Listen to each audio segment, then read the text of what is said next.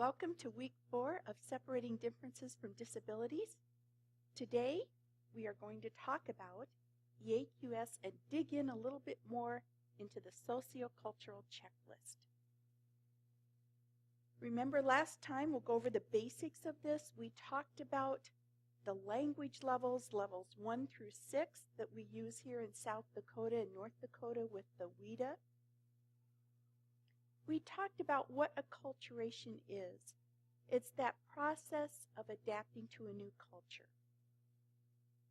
Remember, we said inculturation is how we learn to experience the world through our caregivers, the food that smells good when we come home, the language we speak.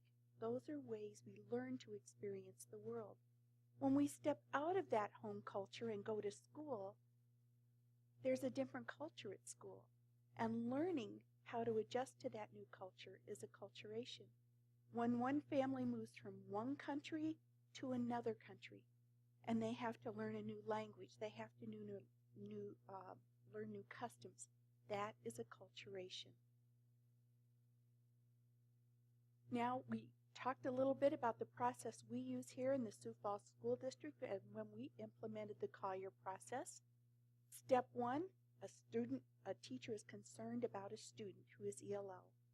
At that point, they have a conversation with the ELL teacher, and then the ELL teacher works to fill out the AQS and does a rate of to figure out the calculation, determine if there's a statistical indication of a disability, and then the teacher and the ELL teacher do a socio-cultural checklist. In class number 3, hopefully you filled out the first AQS, which has the scores from when they first come to you in the district, and then a second AQS on a specific student that you're going to follow through this process. Hopefully, we talked about the rate of acculturation and how to calculate that. We also talked about that socio-cultural checklist. Today, go back one.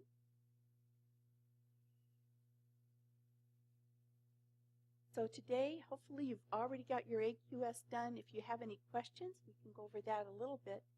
Remember, the top portion of the AQS, you have accommodated that or adapted that in West Fargo so that up here you put the student's name and their basic information. Then in this box here that's at the top of the form, where it says 1 through 8, those are the areas that you need to define on the AQS. And then West Fargo has done a wonderful thing. In that column to the right, they've put information and where to locate it. So you know if it's on the home language survey, if it's in the CUNE folder, where you can find that information. And then on the right is where you put the score. The way you calculate the score is in this bottom area. And it says number 1, number of years in the country. You go through each one, and based on the information given there, you circle what you think their score should be, and then you list those scores. When you total those scores up, the total of that is their AQS score.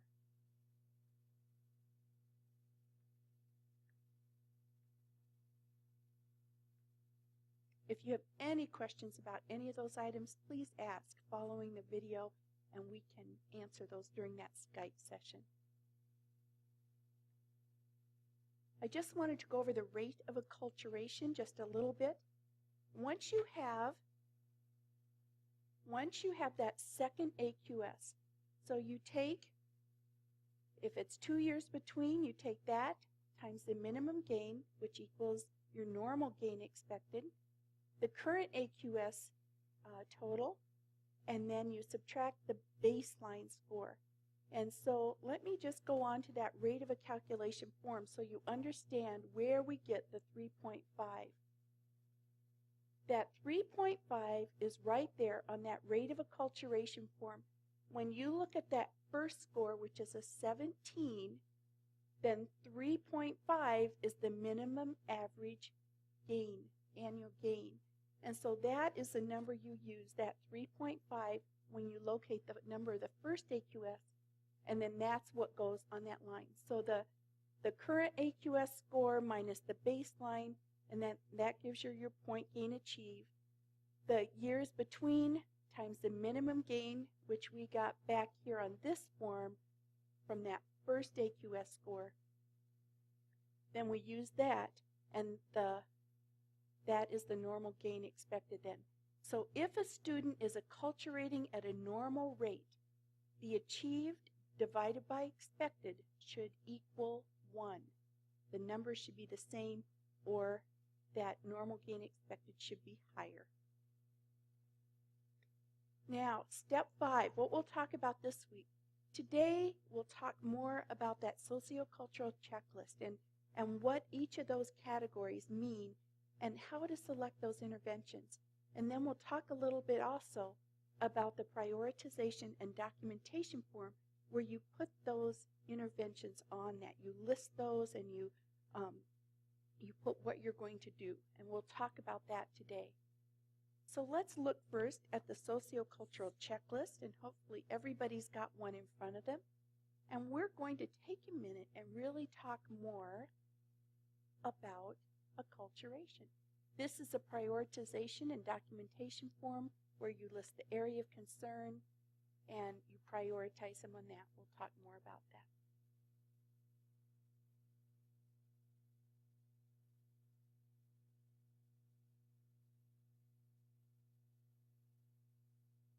When you fill out this socio-cultural checklist, you take the number, you take the number checked divided by the total number to get your percentage. Anything greater than 40% needs attention. The higher the percentage, the greater the problem. And then you choose 3 interventions from the area of greatest need. The 5 areas on our socio-cultural checklist: acculturation, cognitive learning style, culture and language, experiential background, and socio-linguistic development.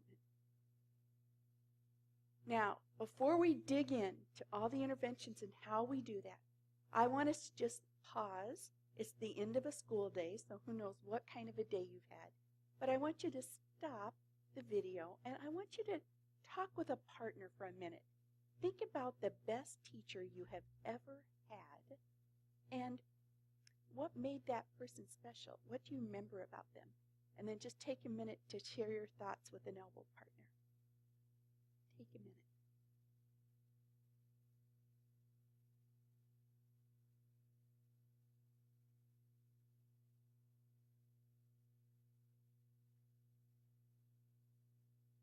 Well, hopefully you had a good time sharing about your favorite teacher, and it helped you remember some of the things that you enjoyed about school.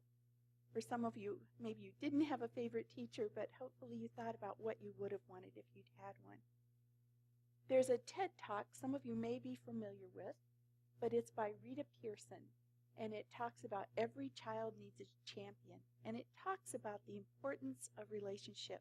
If you haven't listened to that TED Talk, I encourage you to do so. It's inspirational, and it helps us remember the importance of relationships. And as we move forward into acculturation, remember when we looked at resiliency, one of the key factors in helping students to be resilient were those relationships. So keep that in mind as we walk through the process. Acculturation, let's look back at what Dr. Collier's told us. Students with high resiliency and acculturation will benefit from programs that facilitate and honor their ability to walk in both cultures and to use both modes of communication. For students who need intervention in this area, Dr. Collier has divided the interventions into 3 focus areas that correspond to specific side effects of acculturation, behavior needs being the most predominant. We'll talk about cognitive learning needs as we go through. That's another category. And then those psychosocial needs. ELL students' needs for acculturation intervention is indicated by their performance on acculturation measures such as the AQS or based on expert evaluation when you're filling out that socio-cultural checklist. Appropriate interventions that address acculturation needs and acculturation stress are those that address resistance to change. That could be a change in a teacher if you have a sub for one day and the class goes crazy or that student goes crazy. Schedule, difficulty in transitions, really hard to stop one project and start another. Distractibility, hard to focus. Response fatigue just is done by a certain time of the day. Confusion and locus of control, acting out behaviors, stress reactions, and other psychological side effects of the acculturation process. Let's think about this. Before we look at the checklist, what would this area need look like in a student new to the country? As you think about it, what would acculturation needs look like for a student that maybe had gotten here 6 months ago and was at a point where they're transitioned into a regular classroom? If you have a newcomer center, what would that look like? Now, when I was at our immersion center, which is where we put students fresh off the plane, oh my goodness, you could tell the ones that were very new. They might go to the bathroom 5 times a day, and they just couldn't hardly focus. And I remember I asked the 5th graders one day, I said, what's your favorite room in the house in America? Oh, Miss Caudette, the bathroom.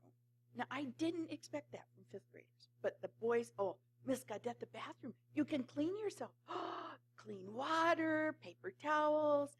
And when they first get here, I mean, there were some kids who would like take a bath in the sink almost, just 2 times a day. They were so excited about that water and the paper towels and the soap, and it was just very exciting to them. So that's part of this acculturation process. When they come, and they've come from a refugee camp where there is, 1 gallon of water per person per how many ever. There's just so little water in those camps. When they come and they've got clean water and paper towels, that just takes a little time to get used to. And we have to be a little patient with that. We can't just set the timer and say be back in 2 minutes right when their first week there. They need a little time to get used to all those exciting things. But now, what would that acculturation need look like in a student who was born in the United States? Their parents may have been in a refugee camp, but they weren't. They've never seen any of that. What would their acculturation needs look like? Let's think about that. There are many reasons for this, and we'll dig into this a little bit, but it could be you might be seeing talking nonstop, disrespectful behavior. You say, now, if you do this, this is going to happen. And then when they make that poor choice and you give them a consequence, they're like surprised and they're shocked by the consequence. And you're thinking, what is this about? They are just so defiant. What is going on? Let's talk a little bit more about that. What did the resiliency research tell us? Relationships, especially for students from oral language cultures. Now, another term they're using now for students who come from an oral tradition culture is SLIFE, meaning students with little or interrupted formal education, or parents' culture had little or interrupted formal education. And now what I didn't understand was why that was such an issue. But the cultural differences between a culture where you grew up and it was an oral tradition and a culture that was what we have, more of a reading and writing culture where literacy is everything. You can't imagine the world without being able to read and write. There are some very, very basic differences. Now, in Sioux Falls, and I think in Fargo as well, some of the countries our refugees come from are all through East and West Africa. The refugee camps were very basic. They were very harsh. Lots of times there wasn't food for the whole month. It was just manual labor. You had to go try and gather wood if you were going to make a fire. And let's look now. So you're from one of these countries where you've got an oral tradition. So, who has authority in an oral tradition? Who has authority in our culture? What do we say? It's a law. It's written down. It's documented. If we want to know something, what do? We look it up in a resource that has good credibility, and we say, this is research-based. Right here. Here's the proof. So our authority is based on written evidence, usually. You have to have a document. If you're married, you have to have a document to prove it. If you have insurance, you have to have a document to prove it. Everything is proven by our laws and our policies and our rules and our regulations. That's our authority. The written word is our authority. We look to that. If you're in an oral tradition culture, your elders are the authority. And there's a type of respectful listening that happens with the elders. One of the speakers at our conference I attended recently, the Closer Connection Conference, and I know some of you were there because I got to see you, she said it was so interesting. She invited, they had a student living with them from an oral tradition that came home with her for Thanksgiving, and her father was sitting in the chair, and he started to tell stories that he had told over and over. He was starting to tell these stories. And that student came and sat down in front of him in a very respectful manner, and he listened for hours. Never mind, he didn't know a word of English and didn't understand. He experienced that kind of respectful listening in an oral tradition. When you listen, you take time to sit and you listen with respect to elders. It's a different kind of authority structure. Let's think about some real practical things. Your recorded history. I don't know if any of you have seen that movie, The Good Lie, but in the movie The Good Lie, the boys at night, when they were, the Lost Boys, when they were journeying to the refugee camp at night, they draw a box in the dirt, and then they'd say the name of their ancestors, one after another, after another, after another, and they practiced it daily. So they had their history, and they knew who they were. They knew who their ancestors were, and they repeated it daily.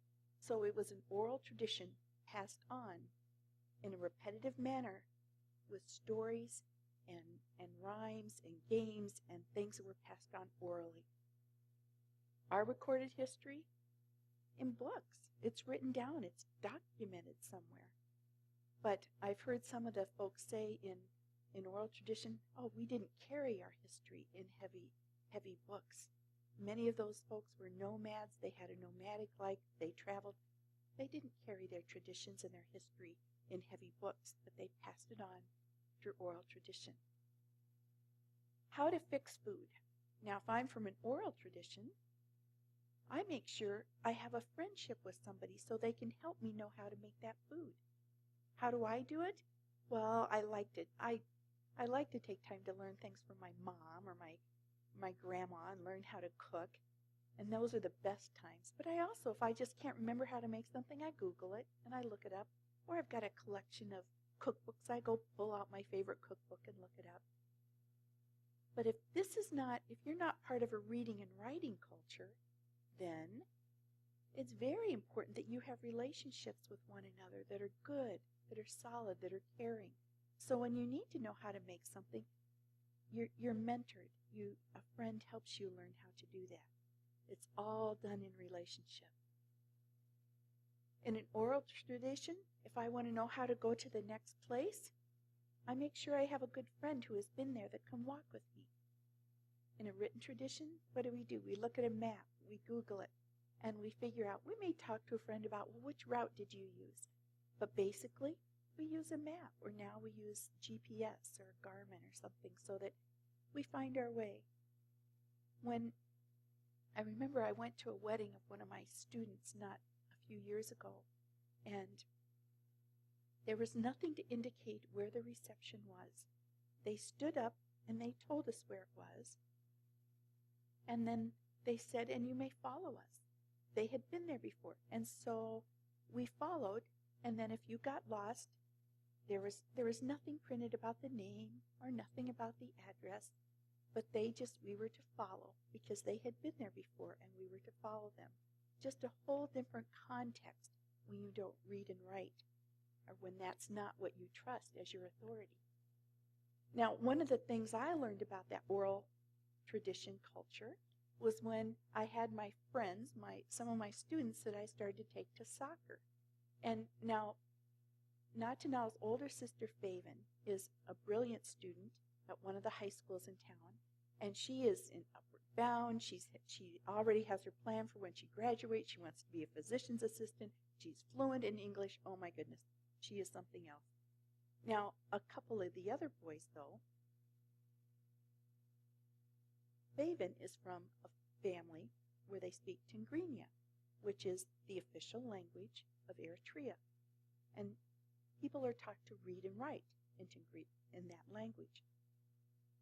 Kunama, however, is an oral tradition language. Our students who speak Kunama have never seen their language in print.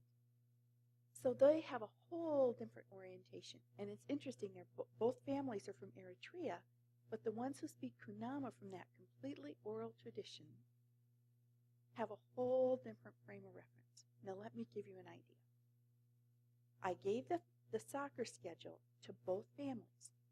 The one that speaks Tigrinya, that reads and writes, and the father's in college and she's headed to college, and then to the family that speaks Kunama, that's a complete oral tradition. So when I would go to pick up the boys, the one from the reading and writing tradition would always be there. He'd be there on time. He'd have his uniform. He'd have everything he needed. Then I'd go over and pick up the Kunama kids.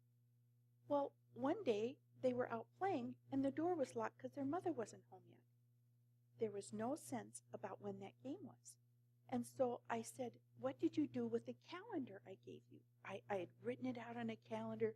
I gave him something they could hang it on the wall. Oh, I think we threw it away.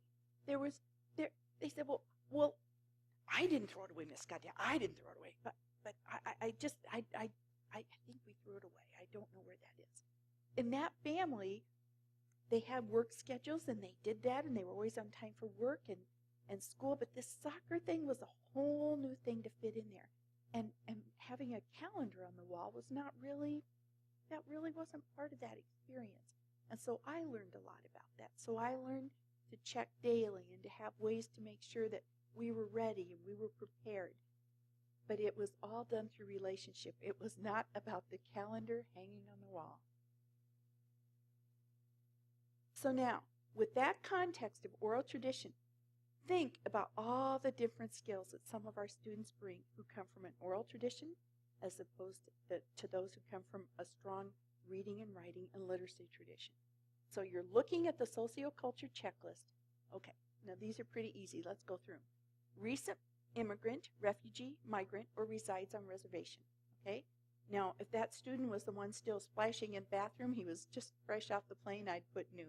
For my students that didn't know what to do with the calendar, they came about 3 years ago. So they're not recent. So I wouldn't check that for them. Does not interact much with majority culture peers or majority culture group. Well, when I think of some of the boys that are having trouble, that really wouldn't apply to them. They love to play soccer with whoever will play soccer with them. Displays confusion and locus of control. Now this one is a big one, because of the children I have had and the adolescents that have had trouble with behaviors, it's usually this confusion in locus of control. And for whatever reason, that is very much connected to attachment theory. And attachment theory says, if I'm responded to, then I learn that I have influence on the world. Then I learn that when I do this, this happens. I learn cause and effect.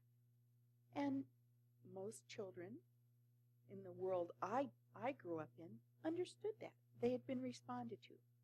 For children who have not been responded to for whatever reason, if they were in a refugee camp or they were just in a poverty situation where they were hungry and there wasn't food to eat, and they cried and no one responded, not because they didn't love them necessarily, but because of the circumstances, then sometimes those students begin to feel invisible and powerless, and they feel like they have very little influence on the world. And if they have very little influence, then when you say, well, no, you do this or this is going to happen, and then they do that, and then when the consequence comes, they think, well, why did you do that? They don't connect those two because they feel so unconnected from their behavior. They feel invisible. They feel powerless. they kind of feel like whatever they do doesn't matter because it has no impact on anybody. So then they come into this school culture where you start to say, when you do this, I do this. And it takes a while for them to understand. And so for those students, even some that are born in the country that I have right now that are from a Liberian culture, oh my goodness, I'm starting to do much quicker reinforcements of good behavior. So when you do this, you get this. When you bring in your reading log today, good job. Good job. Here's a sticker. Okay. I was waiting until Friday for them to turn it in. Oh, way too long. So then I decided every day I checked for reading logs. Did you read last night? Did you read last night? Did you read last night? And then they have to write the book, the number of pages, and then they get a sticker. So that immediate reinforcement. And then I gave them a timer to keep in their backpack so they would read at least 20 minutes. And so, did you bring the timer back? Bring your timer back, bring your log back, bring your book back. And so building a habit, a literacy habit. And so it's been fun to watch, but I realized, I had to back way up, and I've got to check every day. I've got to check those main things every day. And it was so cool. We've been doing this a couple of weeks, and I still didn't realize the importance of checking every day with this one crew. And finally, one day, this little girl looks at me in 4th grade, and she says, "You mean you want us to read every night?" And I said, "Yes, I do. That's the expectation. Every night that you have school the next day." Oh, it was just like this whole new world, this light dawned. And so she's been doing much, much better. But we just needed to train that every day until we can build that habit.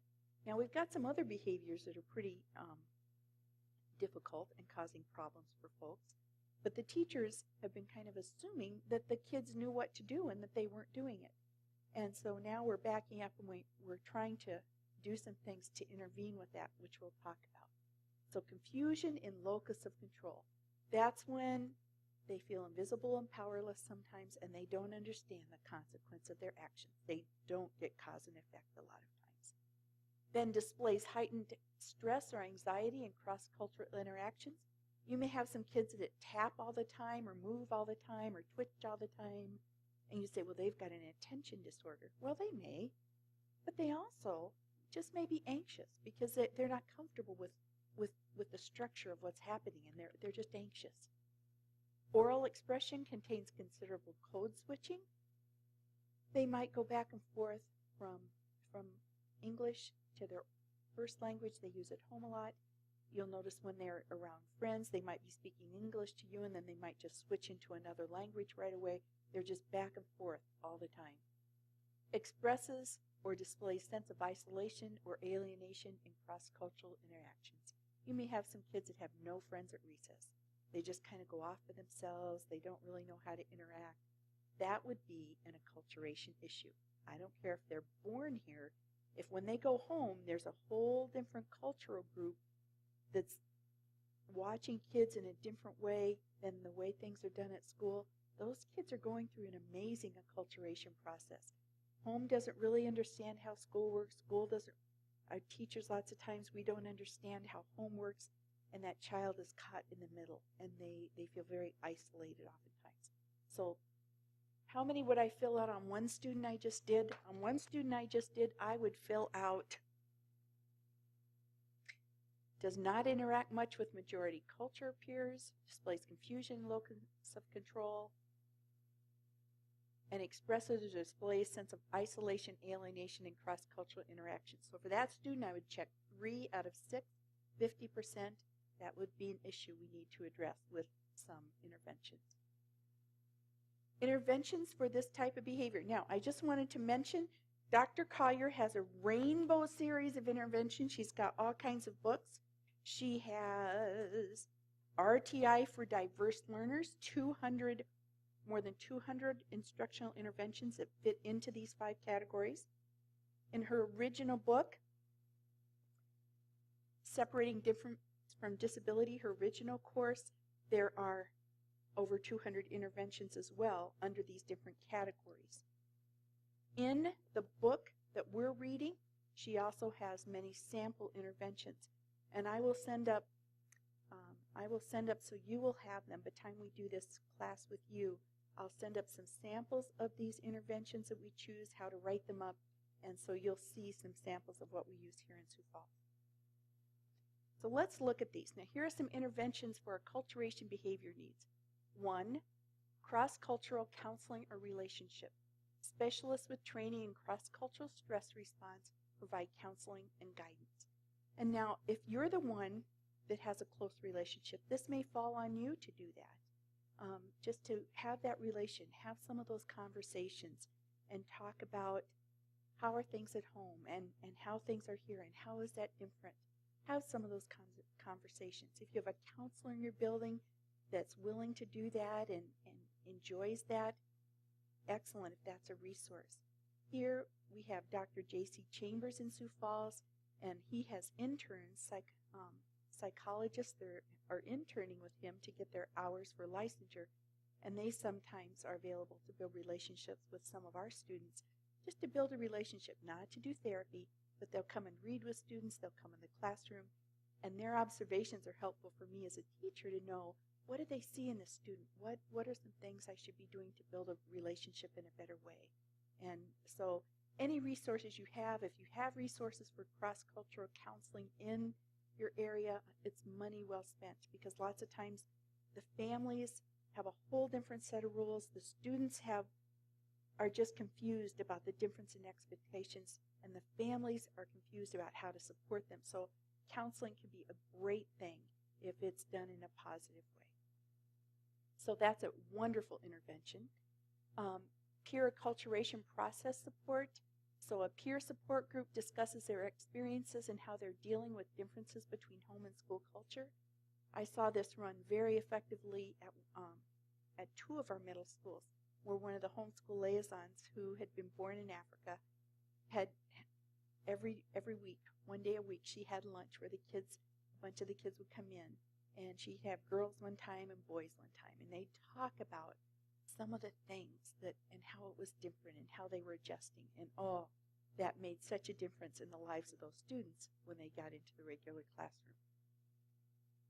Guided practice in classroom behavior, expectations, and survival skills, and that goes along with 4, guided practice, and then in how to resolve conflicts.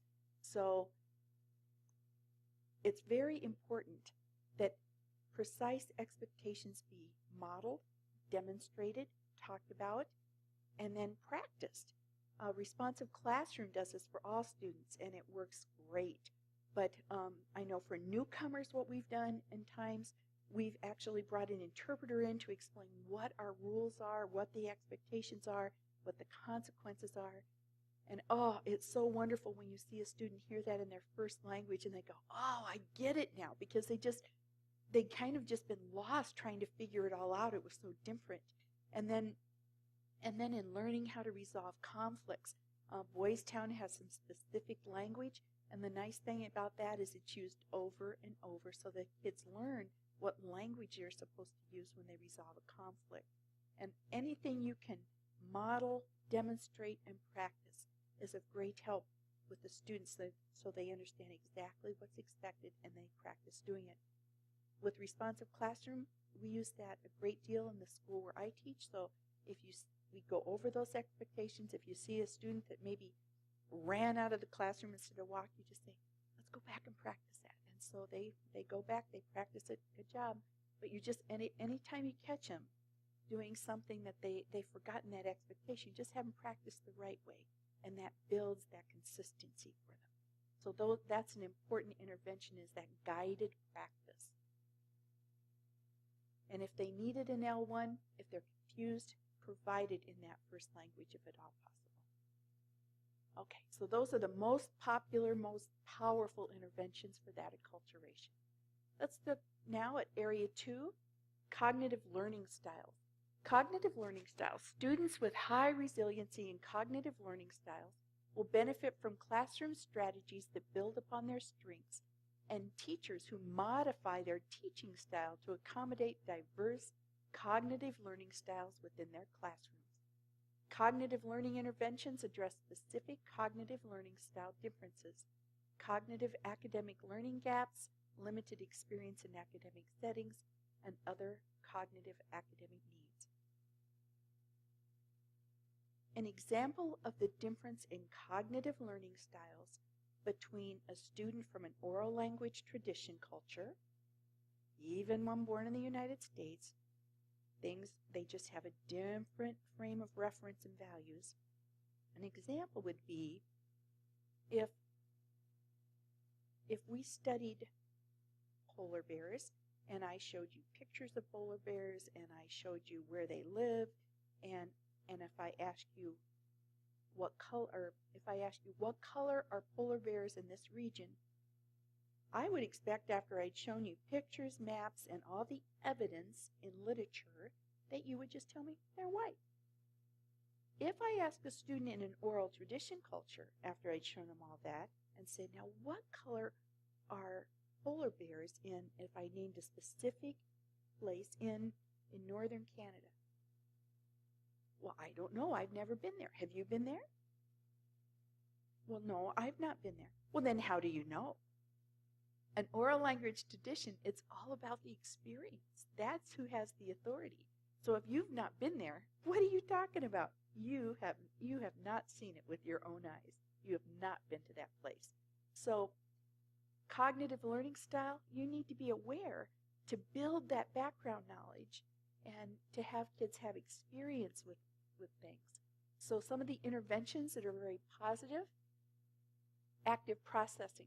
Now this is where these students who do everything through experience, you give them these verbal directions and you say, now do this and this and this. This is not in their frame of reference from their home culture, from where they live at home. So active processing helps. Students work through a task asking each question out loud. What is my task? What did she just ask me to do? What do I need to do to complete it? And how will I know when it's done correctly? And what do I do when it's done? And if you can even put a symbol for each one of those, but just write the question out and have it on their desk or workstation or notebook or whatever they use, and just to be able to, okay, every time you give a direction, you can just even have a signal to have them look down, ask themselves those questions, and then raise their hand if they have a question, or ask a peer that you've got mentoring them, something to help them work through that actively, to ask those questions that will refocus their attention. Advanced organizer, the teacher previews lesson content, outlines key issues and vocab. You go over the organizer with student reviewing the related prior knowledge. Coping, students identify specific problems they will address as a group. What is the problem? What is my action plan? Where can I go for help? So if you have one student that the bus ride was just horrible for her, and we found out she'd been through some bad things. So when she first came in, I could see it in her eyes if she was having a rough time. There was a place, that peace corner in our room, that was identified where she could go, put some headphones on, and quiet herself. And then when she was ready and she felt like she was breathing, she could come join us. But we knew we had a plan when she felt like that, and when she was all agitated, I would just let her know it was time to go, and then she could just go to the peace corner. And then when she felt better, then she would choose when to rejoin us. And that worked. It was a plan for that thing she was feeling. Organizational activity. Now this is interesting, because in our culture we just categorize everything. It's just what we do. But in an oral tradition culture, you don't categorize things in the same way. You might look at that in a totally different way. And so some of these little organizational things can be very helpful, and just to help kids kind of build that capacity and that orientation for the way we think in our literacy-based culture. So it would be what things go together. There are little kits you can use. It can even be a box of crayons, and sort the colors that go together. It could be a box of Lucky Charms, and you separate out the little different kinds of marshmallows. Then you can make a bar graph with them. But there are lots of things you can do to just kind of sort and categorize, to help them begin to think in terms of categorizing knowledge. So you categorize items, which helps you start to categorize knowledge. That's a great intervention. Area 3, culture and language. Let's look at the definition of that. Students with high resiliency in culture and language would benefit from programs that value and honor students' culture and language and use instructional strategies that facilitate sharing this knowledge and transferring and integrating skills from the home language and culture to new language and culture. Students who need intervention in this area need communication strategies to address specific language and culture transition issues consistent with their level of social academic English development. So as we look at culture and language, that's the next one. These are some of the interventions for that. Let's go back and look at that other one. I don't know if we did that. For cognitive learning style, let me just go through this a minute. Few cognitive learning strategies appropriate to classroom or school. Cognitive learning style different and inappropriate in relation to teachers' instructional style. Do they raise their hand without even thinking first? Do they just raise their hand every time anything happens? They don't have the skills to really know how to proceed on their own. Easily frustrated or low perseverance in completing a task, they just don't know what to do. Retains learning strategies that are no longer appropriate. Well, if it's appropriate to talk to my friend about everything in my culture, is that what I'm doing when you ask me to work quietly? Displays difficulty with task analysis, really can't figure out what you've just asked me to do. I have to go back and repeat that. Displays difficulty with understanding and applying cause and effect. So those are pretty self-explanatory. Let's go on then. So culture and language. Then it would be, the checklist would be, comes from non-English speaking home, comes from a culture or ethnic group different from mainstream America, family emphasis, support of family or community over individual effort, and that's very much the case with most of our oral language groups, our traditions. It's the good of the group. It's the good of what's best for the family. Comes from non-English speaking geographic area, has culturally appropriate behaviors that are different from expectations of mainstream. You may not know that, but if they're doing things that are off the wall that you don't understand, that's just check the box. There is no support in the home for bilingual and bicultural development. And that's usually not the case. Usually parents want to support it, but they don't know how to support it. So you can just put the ones that best apply to that family. Now, what are the interventions for that area?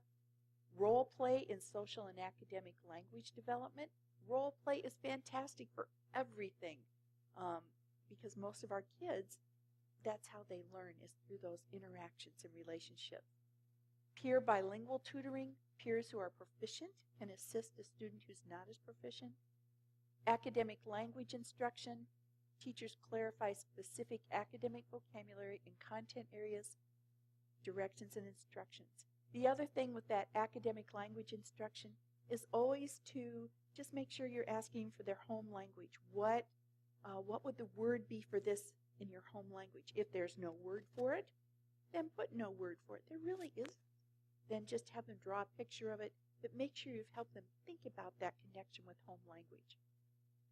Guided practice and planned interactions with different speakers to just help them know how to respond when somebody walks into the room. When somebody hands you something, you look at them, you tell them thank you. When you're greeting someone, you practice a handshake. That's another advantage of responsive classroom, or those morning meetings where you practice those social skills. Cross-cultural communication strategies, explicitly teaching how to listen. In many of the countries that were colonized, it shows respect when you're talking to an adult to look down. So you have to specifically teach that in America it shows respect when you look at someone in the eye. And a teacher just thinks that you have great respect for them if you do that when they're talking. When you're in a group, who do we look at? Where are our eyes when someone's speaking in our group? We look at the person who's speaking. But we have to explicitly teach that. We have to talk about it. We have to practice it. We have to reinforce it. Cross-cultural communication strategies, that's one for listening. Strategies for families. Liaison or specialist identifies basic rules of social and formal interactions with school. Parents may identify situations where they wish assistance. Facilitator and parents discuss what's expected and discuss strategies to use. So strategies for families could be an intervention. I know we sat down with a family just a few days ago from Liberian culture. The student was having all kinds of problems. And in a culture where the elders are respected, the father said, could you set him in the front of the room so that when he's talking in our culture, then he knows that that's where he's to look. Now that was a simple thing, but that conversation with the parents helped us to know what that cultural expectation was. So now I'm excited to try it and see if it will be helpful. Okay, so that's for our culture and language. Now, experiential background, that checklist is a little different. Do they have high family mobility, limited or sporadic school attendance, low socioeconomic status, little exposure to subject or content and not familiar with material, disrupted early childhood development, few readiness skills, does not know how to behave in classroom, different term concept for subject areas, uses survival strategies that are not appropriate in the classroom. Now, I have a student right now that fits every single one of those categories except for high family mobility. But, oh my goodness, let's look at what Dr. Collier recommends. For experiential background, students with high resiliency and experiential background will benefit from techniques and strategies that build on their prior experiences and facilitate making connections and associations between the known and the unknown. Students who need intervention may have specific gaps in school experience, differ in how they approach instruction, and may not have a clear understanding of expectations in a formal academic setting or other academic needs. If the mother never went to school and you have a little girl, I know I had one little girl from a Somali culture. She would fold things and clean things, and she would be very good at that. She had no idea what to do with a pencil, and she was in 5th grade. So it's important that experiential background that we build bridges. We give them chances to do what they're strong at, but then we give them other opportunities. Interventions for experiential background, accountability. Establish rewards and consequences for completion of work and appropriate behavior. So some of those little behavior charts we do, ensuring that these rewards and consequences are consistently implemented. Alternative responses. Allow a student who has difficulty writing, maybe record the answer first. Content modification. Follow those we-to-can-do descriptors.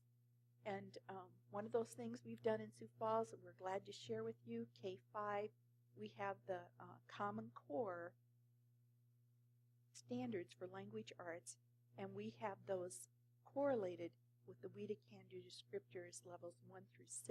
And if you look on the Sioux Falls School District website, under Staff, Instructional Resource Wiki, ELL, you'll find all of those ELL companion guides for the Common Core. Contracting, document in writing what is expected of the student in a work period and the incentive that will be given. And like 10 minutes of iPad time if they have done this and this and this, if they've written on every page of their writing project, then you've got 10 minutes of extra iPad time. Expectations, modify or break down general classroom rules into specific behavior expectations to ensure that each student knows exactly what is meant by acceptable expectations. So those are all very practical interventions that you're probably already doing, but then you can document them. Area 5, social linguistic development. Students with high resiliency and social linguistic development will benefit from approaches that focus on language transfer and relationship between communication forms from the first and second language. Students who need intervention in this area need strategies which address specific language acquisition issues, such as how to accelerate academic English acquisition, what to do when they don't understand content or directions in the classroom, and other needs. Basically, students that need sociolinguistic development, they have to learn how to raise their hand if they have a question. They have to learn how to verbalize those questions. They have to learn some of the very basic things that we take for granted. So interventions would be advanced organizers, teachers preview lessons and outline those key things, bilingual text or dictionaries as available. Like I said with Kunama, they've never seen that language in print, so that would not help them. Bilingual EAs or peers that have been trained to know how to help their friend. Context embedded, we've got to make sure that there are physical models of the things that we're working with. And demonstration and modeling. It's not enough just to say it with our words. We need to show them the paper. We need to show them a product. We need to help them have the steps. We need to be specific and explicit. So those are all very popular interventions that I use all the time. And then I would document on the prioritization and documentation form, and we'll have you do that at the end of our time together. After 6 weeks, the ELL teacher reports back to SAT team. After you pick out these interventions, you're going to implement them in the classroom for 3 to 6 weeks, and then you'll bring that back to SAT team. So what we're going to do today is work in that prioritization and documentation form. And as we go to that, let's keep in mind the basic things about resiliency. Resilient students have a more positive perception of their teachers, their classroom environment, and their own ability. Resilient students are more likely to speak their home language outside the classroom. Empower parents and students to speak their home language at home. Resilient students tended to use stronger learning strategies for reading, such as telling a story in their own words or outlining main points. Remember, the study suggested that a student's educational resiliency can be upgraded by instructional strategies that help foster close relationships, build social and academic competencies, value diversity, and provide other necessary support. And just a review of those resiliency factors and some of the things that are products of that acculturation process. So next time, we will talk about Chapter 5. So what I want you to do right now is select your interventions, stop and work with a partner, and then select those interventions on your Socio-Cultural Checklist, calculate the area of greatest need, and then on the prioritization and documentation form, note the top 3 areas of concern in order, note the interventions that you will put in place for 3 to 6 weeks. So I expect you to work with a partner at your table groups as soon as this video is finished and try to figure out what those interventions will be and then document them. Then if you have opportunity before the next class we have, go ahead and start to implement some of those with that student so you can come back and share the results.